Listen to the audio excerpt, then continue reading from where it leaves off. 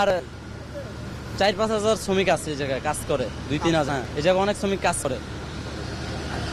আমরা শুনছিলাম একজন কারখানা শ্রমিকের কথা। তো এই মুহূর্তে আগুন আমরা দেখছি যে বিভিন্ন পাশ থেকে, বিশেষ করে এই পাশে আমরা দেখছি দুটি পাশ থেকে আসলে পানি দেয়া হচ্ছে কারখানায়, এবং দুটি পাশ থেকে পানি দিয়ে অন্তত আগুন যাতে না ছড়ায়, যেহেতু আশেপাশে অনেকগুলো কারখানা আছে এবং বিভিন্ন দেশি বিদেশি মালিকানাধীন কারখানা, সেজন্য চেষ্টা করা হচ্ছে যাতে আগুনটা কোনো রকম আর যাতে বাইরে না ছড়ায় সেটি চেষ্টার। এবং আমরা অনেক দূরে অবস্থান করছি, এসির বিস্ফোরণের শব্দ আমরা এখান থেকে শুনতে পাচ্ছি।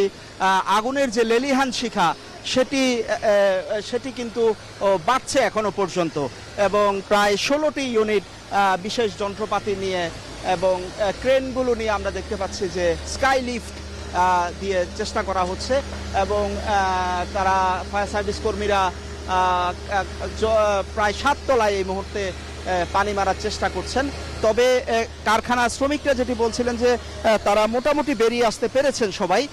আদম টেক্সটাইল নামে তোয়ালে তৈরির কারখানা, যেখানে সুতা ছিল, কেমিক্যাল ছিল, যে কারণে আগুনের ভয়াবহতা কিন্তু এই মুহূর্তে অনেক বেশি, এবং আশেপাশে একটি দুটি কারখানা রয়েছে।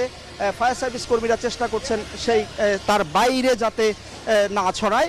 এই মুহূর্তে সেনাবাহিনী দেখতে পাচ্ছি, নৌবাহিনী দেখতে পাচ্ছি, কর্মকর্তারা আপ্রাণ চেষ্টা করে যাচ্ছেন, এবং এখানে আমরা ভয়াবহ আগুন চারপাশে এই মুহূর্তে একেবারেই পুড়ে গেছে বলা যায়। 7 তলায় 8 তলায় আর কোনো কিছুই অবশিষ্ট নেই, এবং এখানে আমরা দেখতে পাচ্ছি যে 7-8 তলা থেকে বিভিন্ন জিনিস আগুনে ধ্বংস হয়ে নিচে এসে পড়ছে। পানির স্রোতে গ্রিল কিংবা সেখানের অন্যান্য যে যন্ত্রপাতিগুলো কিংবা ওয়াল আমরা দেখতে পাচ্ছি, আগুনের ভয়াবহতা এত বেশি যে সেখান থেকে শক্ত এই দেয়াল কারখানার সেটিও কিন্তু ভেঙে ভেঙে নিচে পড়ছে। বিশাল বিশাল ইটের যে টুকরো সেগুলো নিচে পড়ছে। আমরা কাপড় দেখতে পাচ্ছি এই মুহূর্তে। তবে হতাহতের বিষয়টি ফায়ার সার্ভিস কর্মকর্তা যেটি জানালেন যে সেখানে 20-25 জনের মতো শ্রমিককে তারা নিরাপদে উদ্ধার করতে পেরেছিলেন। 20-25 জন শ্রমিককে তারা উদ্ধার করতে পেরেছেন এবং অক্ষত অবস্থায়। ভেতরে আর কেউ আছে কিনা আসলে আগুনের তীব্রতা এত বেশি যে এই মুহূর্তে আর বলা সম্ভব নয়, এবং আমরা যেখানে আছি সেখানে পর্যন্ত আগুনের আঁচ এসে লাগছে।